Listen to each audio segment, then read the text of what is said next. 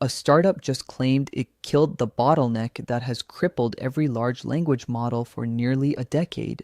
Most people scoffed.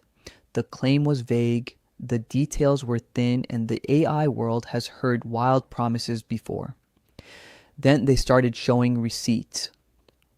There is a detail buried in this story that quietly threatens the most valuable companies on Earth, and the math behind it changes what AI can do on your own laptop. Here is why this matters right now. Every chatbot you use, every model from OpenAI to Google runs on an architecture called the transformer. It has one expensive flaw. According to MIT Tech Review, a Miami startup called Subquadratic came out of stealth last month claiming it cracked that flaw open.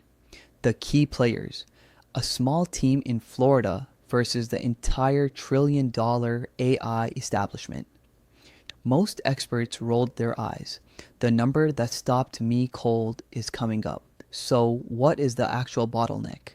It is called quadratic attention.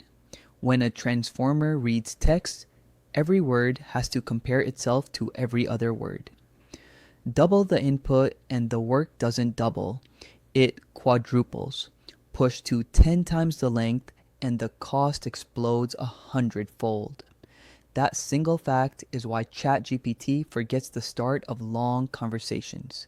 It is why feeding an AI an entire book or codebase costs a fortune in compute. It is why your context window has a hard limit. For you, that means the AI you rely on is artificially dumb. Not because it lacks intelligence, but because remembering everything is too expensive. By the way, if this kind of breakdown is useful to you, hit like. It genuinely helps this channel reach more people who want the real story. So, the holy grail for 9 years has been subquadratic attention, an architecture where doubling the input doesn't quadruple the cost. Many teams tried. Most lost too much accuracy to matter. Subquadratic, the company, took its name from this exact goal. And here is what most people are missing.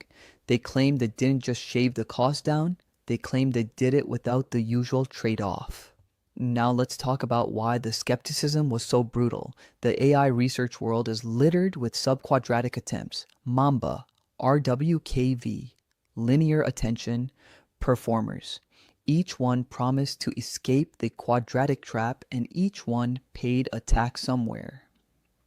They got faster but dumber on certain reasoning tasks. They struggled to recall specific details buried deep in long inputs. That recall problem is the killer, because precise memory is exactly what makes these models useful for law, medicine, and code. So, when Subquadratic came out of stealth with a huge claim and almost no math, researchers assumed it was hype dressed up for funding. The villain here, in their eyes, was vagueness, a company making the biggest possible claim while hiding the proof. Then the company started releasing benchmark results and technical details, slowly bringing the receipts. The data suggests their approach holds accuracy at long context lengths where older subquadratic methods fall apart. If that survives independent testing, the people caught in the middle are the incumbents who bet billions on transformer-heavy infrastructure. Think about what that means for you personally. Cheaper long context AI means tools that read your entire medical history or your whole company's documents without choking. Stay with me. The last part is what actually matters. Here is the payoff. And here is why the giants should be nervous. The quadratic bottleneck is not just a technical annoyance, it is the moat. The reason only a handful of companies can train frontier models is that the compute cost scales viciously with scale. NVIDIA sells the shovels, the hyperscalers rent the mines. That entire economy assumes attention stays expensive. If a subquadratic architecture truly matches transformer quality, the cost curve bends, long context becomes cheap. Running powerful models locally on your own hardware becomes realistic. The most surprising thing is not that a startup made the claim, it is that the math, if real, attacks the financial foundation of the AI industry, not just its speed.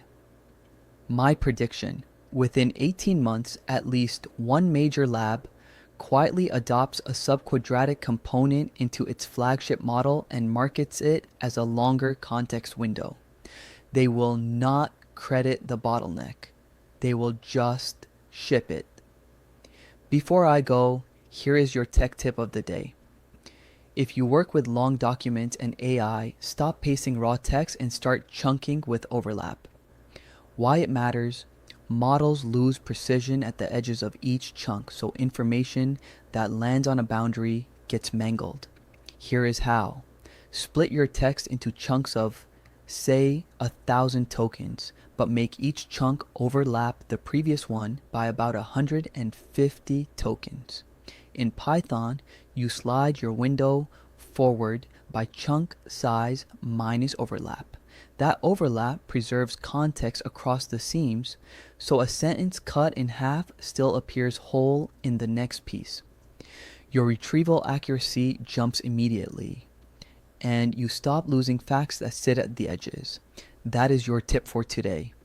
If the quadratic bottleneck really is breaking, the AI on your own laptop is about to get a lot smarter and a lot cheaper. Subscribe to FutureEdge. I cover this every single day. See you tomorrow.